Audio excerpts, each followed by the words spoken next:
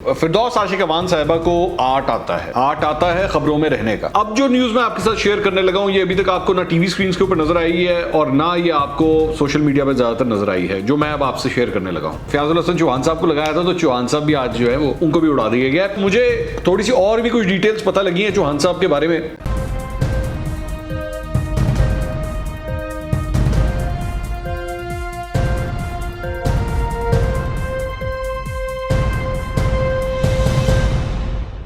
अस्सलाम वालेकुम नाज़रीन, मैं हूं मंसूर अली खान। अपने YouTube चैनल के ऊपर आपको खुशामदीद कहूँगा। सबसे पहले आपसे दरख्वास्त के चैनल को सब्सक्राइब करना मत भूलिएगा और बेल आइकन ज़रूर प्रेस कीजिएगा। नाज़रीन, फिरदौस आशिक अवान साहिबा, मैं पहले भी कई बार उनके बारे में व्लॉग्स कर चुका हूँ। फिरदौस आशिक अवान साहिबा को आर्ट आता है खबरों में रहने का। बहुत कम लोगों को आता है ये आर्ट, ये मैं आपको पहले से बता दूँ। और किसी भी पार्टी में हो, चाहे पीपल्स पार्टी हो, चाहे पाकिस्तान तहरीक इंसाफ हो, शी नोज़ उनको किस तरह खबरों के अंदर रहना है। ये आर्ट बिल्कुल वो कमाल रखती हैं। वो कोई ना कोई ऐसी स्टेटमेंट देंगी, कोई ना कोई ऐसी बात करेंगी, कोई ना कोई ऐसी हरकत करेंगी कि उनको जो है वो बार बार न्यूज़ के अंदर जो है वो ज़रूर आए। अब जो न्यूज़ मैं आपके साथ शेयर करने लगा हूँ, ये अभी तक आपको ना टीवी स्क्रीन के ऊपर नजर आई है और ना ये आपको सोशल मीडिया पर ज़्यादातर नजर आई है, जो मैं अब आपसे शेयर करने लगा हूँ। फिरदौस आशिक अवान साहिबा का अगर आप आखिरी जो टेन्योर था, जब ये इंफॉर्मेशन के हवाले से स्पेशल असिस्टेंट थी वज़ीर आला उस्मान बुज़दार साहब की। वैसे बाय द वे आज ही के दिन जो है वो उस्मान बुज़दार साहब ने जब इनकी जगह फयाजुल हसन चौहान साहब को लगाया था, तो चौहान साहब भी आज जो है वो उनको भी उड़ा दिया गया। और चौहान साहब को खुद भी नहीं पता था। आज जब मीडिया ने उनसे जाके पूछा कि जनाब पता लगा, उन्होंने कहा नहीं पता लगा। अच्छा, मुझे थोड़ी सी और भी कुछ डिटेल्स पता लगी हैं चौहान साहब के बारे में। मैं अभी ज़रा एंड के ऊपर उसके ऊपर आता हूँ। मैं अभी बताता हूँ एंड के ऊपर कि चौहान साहब के हवाले से और क्या कुछ हुआ है। बहरहाल कमिंग बैक टू फिरदौस आशिक अवान साहिबा। फिरदौस आशिक अवान साहिबा, ये ज़हन में रखिएगा कि उनकी पर्सनालिटी के अंदर ना एक बहुत बड़ी कंट्रोवर्सी है। और कंट्रोवर्सी क्या है कि वो अपने से इख्तलाफ बर्दाश्त नहीं कर सकती। कोई अगर वो खड़ा होके ये कहे ना कि फिरदौस साहिबा आप गलत कह रही हैं, या ये नहीं होता या यूँ नहीं होता, ये बात इनको कतई तौर पे पसंद नहीं आती।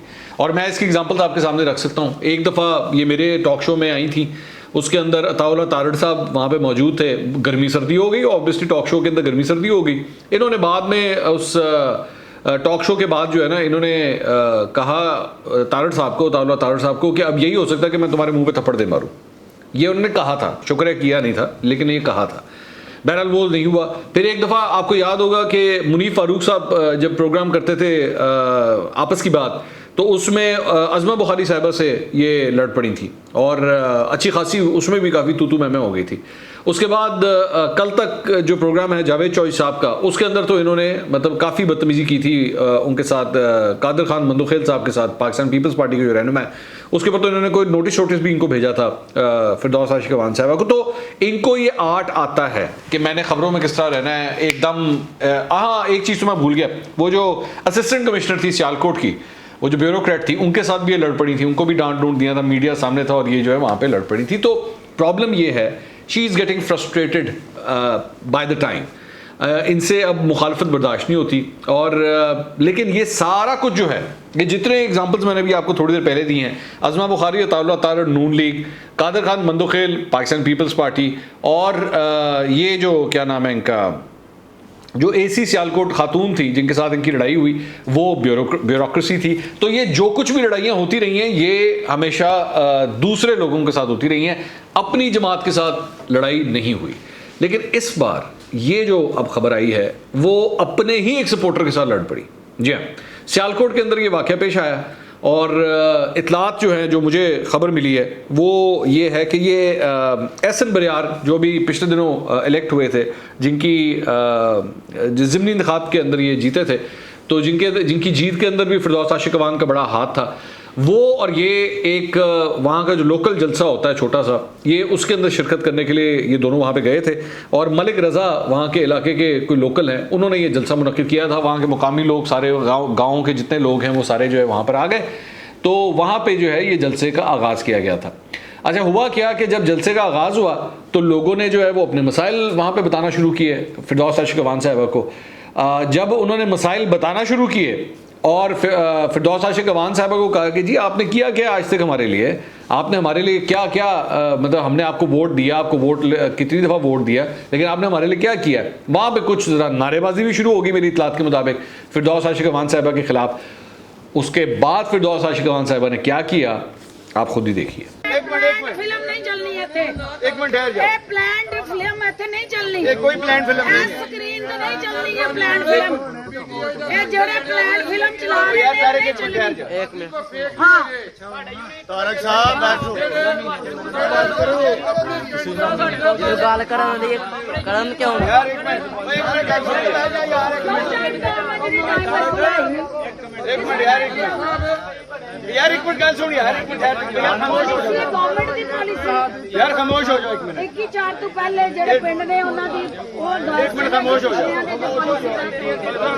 ਹਾਂ ਪਤਾ ਹੈ ਉਹਨਾਂ ਨੂੰ ਲੈਟਰ ਪੜੇ ਨੇ ਜਾਣ ਕੇ ਡਰਾਮਾ ਕਰਦੇ जान के कोई ड्रामा नहीं है, ਡਰਾਮਾ ਕਰਦੇ ये कोई ड्रामा नहीं है। बंद नहीं हो सानू तेरा ठीक है ਤੁਹਾਡੇ ਕੋਲ ਹੀ ਚਲਵਾਉਣੀ ਹੈ। ਜਿਹਨੇ ਡਰਾਮਾ ਲਾਇਆ ਹੈ मैं ड्रामा नहीं लाया थे, ਆਪ ਹੀ काम का इल्जाम ना लाओ। मैं नहीं ड्रामा लाया। ये केड़ी गल हो रही है? ਇਲੈਕਸ਼ਨ ਚ ਕਿੱਥੇ ਸੀ ਉਹ ਤੂੰ ਕਿੱਥੇ ਸੀ नहीं छोड़ यार, इलेक्शन ड्रामा बन जाता साडा, हर गल साडा ड्रामा गिणिया जांदा। चलो ये केड़ी गल है? अलग साहब प्लीज के जान दो, जान के बस ताहिर साहब रहन दो, आप पीछे हो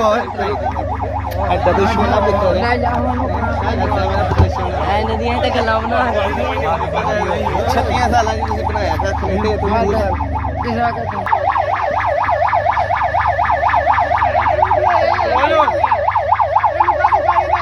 तो ये जनाब आपने ये सारा कुछ देखा कि किस तरह ये नाराज़गी हुई और किस तरह नाराज़ होकर जो है ये जलसा छोड़ के जो है वहाँ से चली गई। उन्होंने कहा ये तो ये सारी ड्रामेबाजी मुझे पता है ये क्या। अच्छा एक तो ये मैंने इनकी एक आदत देखी है कि जैसे ही इनके खिलाफ कोई बात हो, जैसे कोई ये कहे कि जनाब ये यूं नहीं यूं हुआ है, तो ये 1 मिनट में कहती हैं कि जी ये प्लान हो रहा है और ये बिल्कुल ये प्लानिंग के तहत जो है ये सारा कुछ मेरे साथ किया जा रहा है। ये कतई तौर पे उस आर्गूमेंट का जवाब ही नहीं दे पाती, ये नाराज़ हो जाती हैं। तो जिस तरह इनका ये मोमेंटम चल रहा है, मुझे मुश्किल लगता है कि ये ज़्यादा देर जो है वो कहीं किसी बड़े ओहदे के ऊपर अब दोबारा आ सकेंगे, क्योंकि इन्हीं वजूहात की वजह से ये जो उस्मान बुज़दार साहब ने आज हटाया ना इनको, फ़याज़ुल हसन चौहान साहब को, कुछ इसी वजह से जो है इनको भी हटाया गया था। क्योंकि बुज़दार साहब ये चाहते थे कि फिरदौस आशिक अवान साहिबा जो हैं वो हुकूमत के काम बताएं, उस्मान बुज़दार साहब के काम बताएं। वो काम बताने के बजाय पुट्ठी पड़ जाती थी, वो अपोजिशन को लताड़ना शुरू हो जाते थे, मरियम नवाज़ इस काम के ऊपर लग जाते थे। तो इस वजह से इनको फिरदौस आशिक अवान साहिबा को वहाँ से हटाया गया था कि भाई आप ये बैठ के ये जो रेसलिंग स्टार्ट कर देती हैं इसकी ज़रूरत नहीं है, काम बताइए क्या है। और अब फ़याज़ुल हसन चौहान साहब के हवाले से भी जो है वो मुझे यही पता लगा है कि वैसे तो मैंने आपको पिछले अपने व्लॉग में बताया था कि वो मेरे साथ गए भी थे, वहाँ पे जाके हमने प्रोग्राम किया था, लेकिन हकीकत ये है कि उस प्रोग्राम के अंदर 1-2 जगहों के ऊपर कुछ ऐसे इश्यूज़ हुए थे जिसकी वजह से फ़याज़ुल हसन चौहान साहब के लिए भी थोड़ा सा एम्बैरेसिंग हो गया था। वो क्या हुआ था कि हम लोग एक जगह पनाहगाह गए, ये मुझे वहाँ पे लेकर गए, ने कहा जी देखें हमने पनाहगाह वहाँ पे बनाई है। खैर हमने वहाँ पे प्रोग्राम किया भी, लेकिन जैसे ही मैं वहाँ पे पहुँचा तो वहाँ पे जो लोग आए हुए थे खाना खाने के लिए वो एहतजाज कर रहे थे। जब मैंने जाके, अब जाहिर बात है मैं एक जर्नलिस्ट हूँ, मैं ये तो नहीं हो सकता कि मैं सिर्फ एक साइड ऑफ द स्टोरी सुनाऊँ। मैंने जाके उनसे लोगों से बात की तो उन्होंने कहा कि जी ये तो हम लोग 3 घंटे से यहाँ पे खड़े हैं और ये हमें ये खाना देखें, हमें ये खाना इन्होंने किस तरह का खाना हमें दिया हुआ है और ये क्या एक इंसान का खाना है ये। मैंने उसकी भी कवरेज की। उसके बाद आगे एक हॉस्पिटल में ये मुझे लेकर गए। हॉस्पिटल में जाके वहाँ पे पता लगा जो MS साहब थे उन्होंने कहा जी यहाँ पे जो अल्ट्रासाउंड हम लोग करते हैं वो फ्री होता है। तो मैंने कहा अच्छा ठीक है, वो उन्होंने मुझे कहा जी फ्री होता है। मैं अभी प्रोग्राम रिकॉर्ड ही कर रहा था, एक साहब मेरे पास वहाँ पे आ गए, उन्होंने कहा जी सब जो कुछ आपको बताया जा रहा है ये झूठ है, यहाँ पे कोई अल्ट्रासाउंड मुफ्त नहीं होता, ये पैसे लेते हैं हमसे। अब ये बड़ा एम्बैरेसिंग था, वो चौहान साहब सामने खड़े हुए थे। अब जाहिर बात है मुझे पूछना तो पड़ना था कि चौहान साहब ये क्या हो रहा है। तो कुछ इतलात के मुताबिक जो मुझे मिली हैं वो ये मेरा जो प्रोग्राम भी रिकॉर्ड हुआ था उसके अंदर मेरे प्रोग्राम की रिकॉर्डिंग भी कुछ ज़्यादा अच्छी तरीके से नहीं प्रिसीव की गई कि भाई ये मतलब हमने तो इसलिए मंसूर अली खान के साथ ये प्रोग्राम रिकॉर्ड करवाया था कि जी हमारी कोई थोड़ी सी कवरेज होगी, कोई अच्छा काम होगा, ये तो पुट्ठी पड़ गई है। अब सवाल ये है कि भाई मैं माजरत के साथ मैं आपके चमचों में से नहीं हूँ, मैं तो जो दोनों साइड्स हैं, आप अच्छा काम करेंगे, मैंने वो भी दिखाया है, मैंने दिखाया है उस प्रोग्राम के अंदर, लेकिन जहाँ पे आपसे गलती हो रही है मैं वो भी दिखाऊंगा।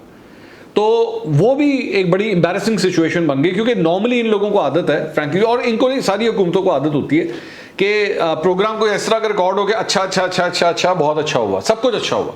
तो ये हो नहीं सकता, मेरे साथ तो नहीं कम से कम हो सकता, क्योंकि मैं अगर ये करूँगा तो मैं तो दिखाऊंगा, मैं सारी साइड दिखाऊंगा कि जी क्या क्या हो रहा है। तो चौहान साहब को भी अलबत्ता रिमूव कर दिया गया है, लेकिन चौहान साहब ने मेरे सुनने में ये भी आया कि कुछ कंप्लेन भी की है कि जी काफ़ी बेइज्जती होगी, तीसरी दफ़ा जो है वो मुझे इस तरह हटाया गया है, और ये जो तरीका है हटाए जाने का, ये कोई दुरुस्त नहीं है, ये काफ़ी एम्बैरेसिंग है, और वाकई एम्बैरेसिंग है, काफ़ी ये शेमफुल है जिस तरीके से जो है वो चौहान साहब को रिमूव किया गया है। अगले व्लॉग में दोबारा मुलाकात होगी। अल्लाह हाफ़िज़।